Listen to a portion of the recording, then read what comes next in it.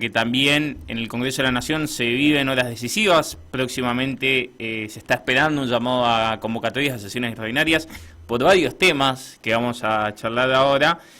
Así que está con nosotros el diputado nacional Martín Arjol para dialogar de estos temas y mucho más. Diputado, buenas noches. Brian y Alejandro lo saludan. ¿Qué tal, Brian, Alejandro? ¿Cómo están? Un gusto poder charlar con ustedes.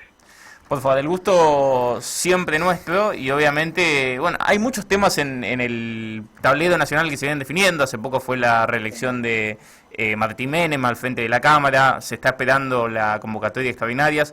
¿Cómo ven ustedes que finaliza este año con todas estas sesiones maratónicas que se vienen? Bueno, mirá, al contrario de lo que por ahí se planteaba, te diría a principio de año con el cambio de gestión, en donde muchos decían que Milei no iba a tener un Congreso abierto, y a veces el año pasa tan rápido a veces que no nos ponemos a mirar lo que pasó, digamos, ¿no? Este año fue un año de mucha actividad legislativa. De hecho, parece que fue hace mucho, pero en enero estuvimos ya diciembre y enero particularmente el trabajo de la famosa ley base, primero con aquella ley base trunca y después con la ley base en definitiva que salió. Y a partir de ahí la dinámica del Congreso fue una dinámica, yo te diría, 3 veces más activa de los gobiernos anteriores, o por lo menos yo te puedo dar fe de los 2 años anteriores, en donde este año fue una dinámica de mucho trabajo legislativo, de muchas leyes sancionadas. También es cierto que ese trabajo legislativo se dio en base a la necesidad de los acuerdos que tenía que darse con una fuerza política a nivel nacional, que es inédito la poca representación legislativa que tiene, y eso hizo que creo que haya una dinámica de mucho trabajo, con sesiones truncas en donde no logramos quórum, con temas importantes que han quedado pendientes. Creo que uno de los más importantes es el tema de ficha limpia, que pareciera no va a estar en la convocatoria extraordinaria. Vos ahí en la presentación hiciste referencia a que posiblemente, y digo posiblemente porque hasta el día de hoy todavía no hay una convocatoria a sesiones extraordinarias, en donde, por ejemplo, el caso ficha limpia no va a estar, digamos.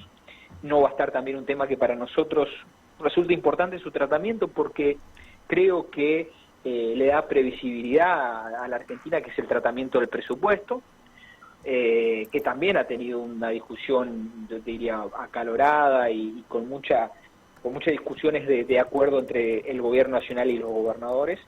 Pero bueno, estamos a la espera de esa convocatoria en extraordinaria, en donde hay algunos temas, o por lo menos los temas que se mencionan: reforma política, reforma de partidos políticos, y algunas otras cuestiones que bueno, son importantes en la discusión, pero que denotan, digo, a la fecha de hoy, un cierre de un año con mucha tarea legislativa, y a comparación del año pasado con el doble de sesiones especiales con la dinámica que venimos teniendo, ¿no? Sí, Martín, preguntarte son varias las sesiones que se gestaron o que se trataron de llevar adelante, y algunas cayeron. Probablemente una de las que pudieron llamar la atención o que pudieron haber generado una discusión tiene que ver con la que fue convocada para la reforma sindical. ¿Cuál fue la razón que ustedes asumen que hizo que se caiga esta sesión? Bueno, mirá, yo creo que, a ver, la reforma sindical va un poco con los tiempos que nosotros creemos que transitan la Argentina, que son de cambios profundos, digamos, ¿no? Es decir, si hay algo que todavía denota permanencia de privilegios es el sector sindical. Y te voy a dar algunos ejemplos, que es lo que trataba la ley de manera llana, pero para que entendamos. En la política en general, en los cargos políticos, tienen limitaciones.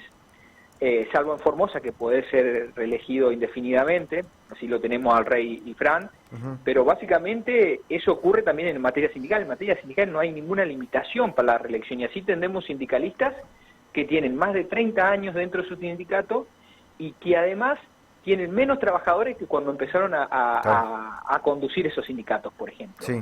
Otro ejemplo que también va en el sentido común y en darnos cuenta de cómo ese sector es un sector con altos privilegios. Por ejemplo, no presentan declaraciones juradas. Entonces tenemos trabajadores pobres, sindicalistas ricos. Sí. Después, cuestiones también que tienen que ver con lo que pregona también el gobierno nacional, que es la libertad. ¿Por qué un trabajador tiene que aportar a una obra social que depende de su sindicato y no elegir su propia obra social? ¿O por qué un afiliado a un sindicato tiene un descuento compulsivo de su sindicato? Y no como en otros países en donde uno adhiere para que el sindicato le haga ese descuento. Bueno, estas cuestiones que tienen que ver con el sentido común son las que se trataban.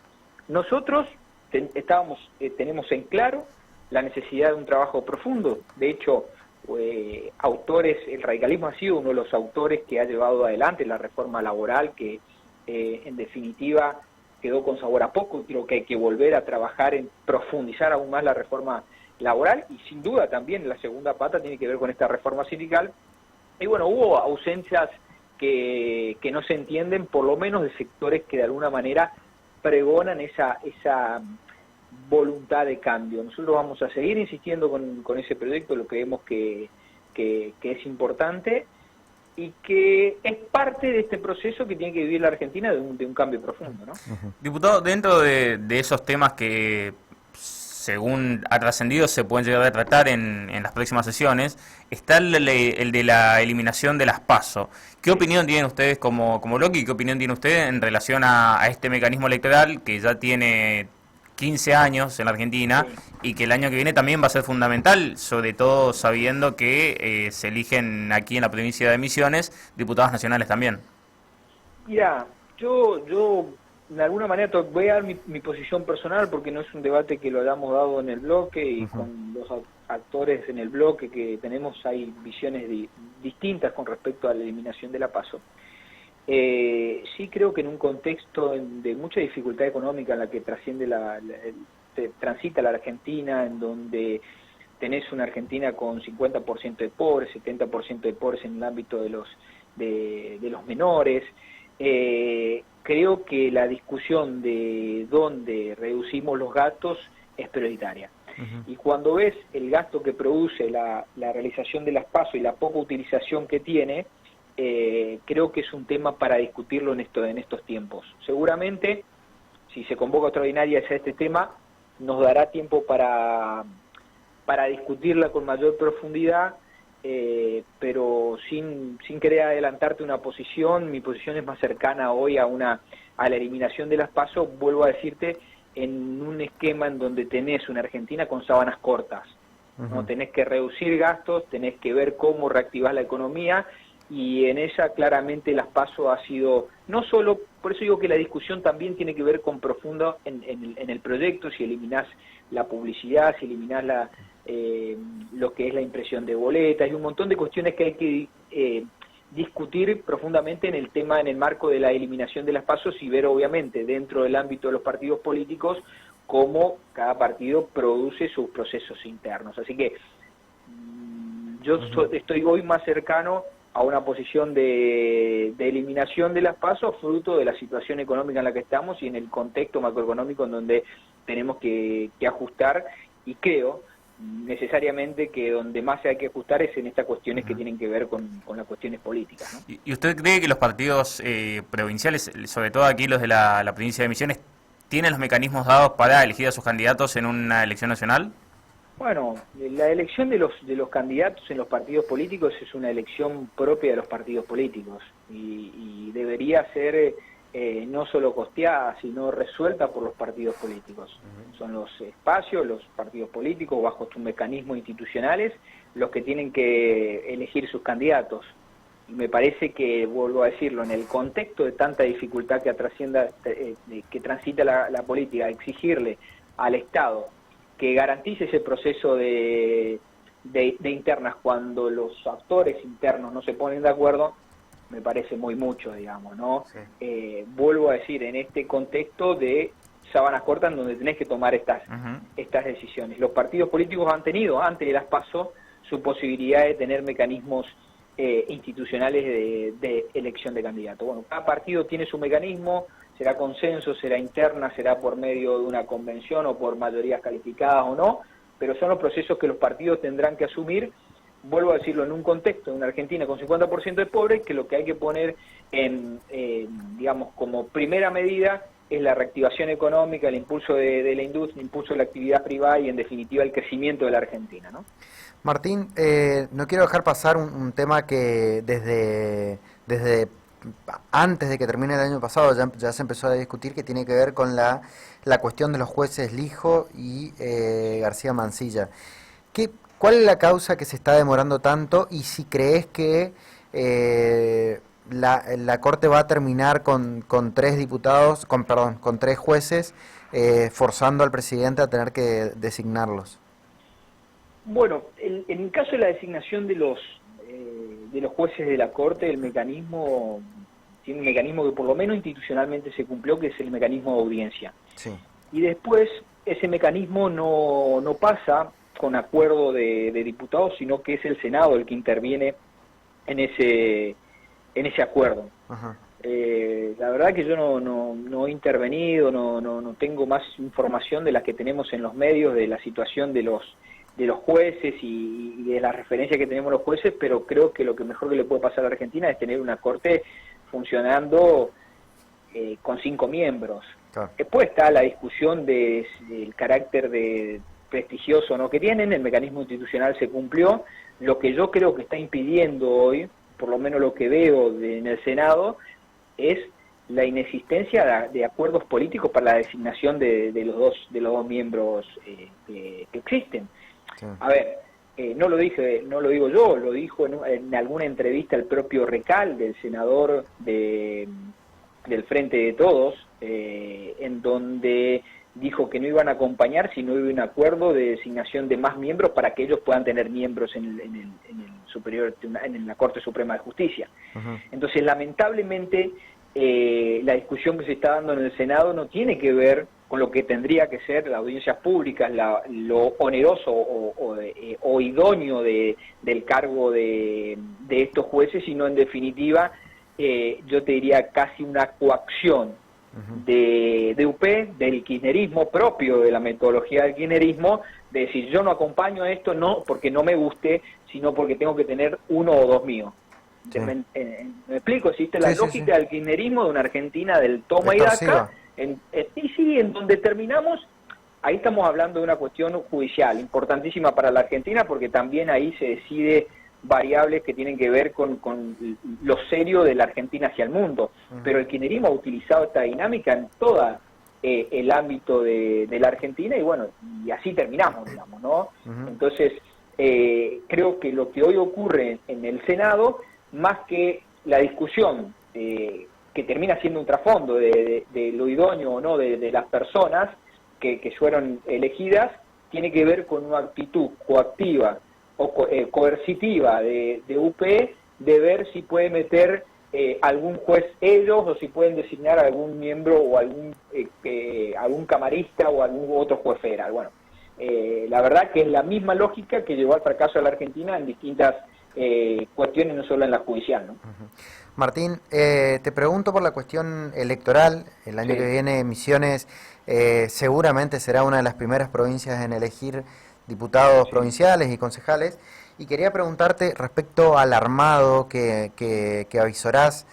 Seguramente es pronto para tener definiciones, pero en el marco de futuros acuerdos, ¿qué crees que puede suceder? Sí, es pronto, pero creo que quienes tenemos responsabilidad política tenemos que tener claro el horizonte, digamos, hacia dónde vamos. Creo que eso es una premisa que tendríamos que tener todos los dirigentes políticos. Y en eso, tanto a nivel local como a nivel nacional, creo que todos los que tenemos una férrea voluntad de cambio, que siempre hemos trabajado en nuestras localidades, en la provincia, en la Argentina, con una voluntad de cambio profunda que tenía que tener la Argentina luego del populismo del kirchnerismo, y un populismo muy similar y que se perfeccionó en levantar la mano de masa en la provincia de Misiones, tiene que encontrarnos a todos los que representamos eso juntos. Ahora, Alejandro, ¿cómo se perfecciona eso hacia adelante? Y la verdad que ahí sí será un poco de la discusión de los espacios políticos, de los partidos políticos, con madurez de lo que queremos construir, de qué queremos construir en la provincia de Misiones. Yo creo que hay que construir un espacio superador a lo que fue Juntos por el Cambio. Hay espacios sociales y políticos nuevos que representan nuevas nuevas, no solo formas de hacer política, sino nuevos impulsos del misionero que hay que tratar de que estén dentro de este espacio, y eso sí será un camino de discusión hacia adelante, y que seguramente cuando tengamos disparado el proceso electoral vamos a tener más claro ese panorama, pero claramente el rumbo hacia dónde vamos tiene que ser con un frente, una construcción amplia de todo lo que tenemos voluntad del cambio a nivel nacional, a nivel provincial, y que además lo sostuvimos siempre. Y siempre estuvimos de ese lado cuando la disyuntiva fue entre la continuidad y el cambio, estuvimos siempre en el camino del cambio. Así que dentro de los espacios políticos, dentro de los partidos políticos se hará una discusión. Creo que claramente la victoria de Javier Milei o la asunción de Javier Milei en diciembre del año pasado y todo lo que hemos transitado este año, pero nos tiene que hacer replantear cómo planteamos la política, cómo trabajamos en la política, cómo comunicamos en la política, y creo que esa discusión también viene en la mano de lo que creemos con los frentes electorales, ¿no? Pero para sintetizar, creo que todos los que tenemos voluntad de cambio, que trabajamos para el cambio, tenemos que estar juntos para que no haya ni un solo paso atrás hacia el populismo, y sobre todo para que en la provincia de Misiones le podamos dar a los misioneros una respuesta a un poder hegemónico con un sistema electoral perverso, y para eso tenemos que estar juntos, lo que tenemos es esta voluntad de cambio, ¿no? ¿Son tiempos de menos rosca y más acuerdos? Sí, sin duda, pero mirá, siempre la voluntad del cambio o conducir un espacio, también uno debe tener voluntad de ser conducido y de creer en el rumbo que uno tiene que llevar adelante. Entonces, creo que en esto, y en algún momento el propio presidente Javier Milei lo dijo, ¿no? Es decir, si la ves o no la ves, digamos, ¿no? Es decir, yo me recuerdo las críticas que hemos tenido por tomar o corregir decisiones que hemos tomado en el caso de los vetos, sí. Y hoy empezamos a ver, no con la nitidez que todos queremos, pero empezamos a ver cómo todas las variables macroeconómicas, la estabilidad y la baja de la inflación, la estabilidad del dólar, el riesgo país que baja, hay cuestiones que se empiezan a ver de aquellas decisiones que tomamos, que son consecuencias directas de aquellas decisiones que tomamos. Entonces, creo que hay un rumbo que nos pone también a nosotros en el desafío de, yo diría más que menos rosca, menos especulación. Y si creemos que ese es el rumbo del cambio, animarnos a que ese sea el rumbo del cambio, aún pudiendo estar equivocado. Pero creo que el camino como tomamos en aquel momento era el acertado. Bueno, creo que más que rosca, si estamos convencidos, es el momento de asumir el cambio y de militar verdaderamente una transformación profunda que tiene que vivir la Argentina, y que la provincia de Misiones no se puede quedar atrás. La provincia de Misiones tiene una potencialidad en un contexto del mundo, de nuestra región, enorme, y que no lo va a dar ese salto de calidad con el gobierno de la renovación, con más presión impositiva, con más Estado. Lo va a dar con el crecimiento del sector privado, viendo a nuestros aliados de Brasil y Paraguay con una posibilidad de crecimiento. Entonces, esa calidad se va a dar en cuanto nosotros los dirigentes la veamos, ¿no? Sí. Bien, excelente, diputado, le agradecemos muchísimo por su tiempo, un placer como siempre hablar con usted y seguiremos en contacto. Un abrazo a los dos. Abrazo, hasta luego. Allí lo tenemos al diputado nacional, Martín Adjol, en relación a las sesiones que se vienen por delante, al balance del año legislativo y a lo que se dan las elecciones próximas del año que viene, así que obviamente charlábamos con él un ratito, tiempo de tanda, tiempo de pausa y venimos con el último bloque.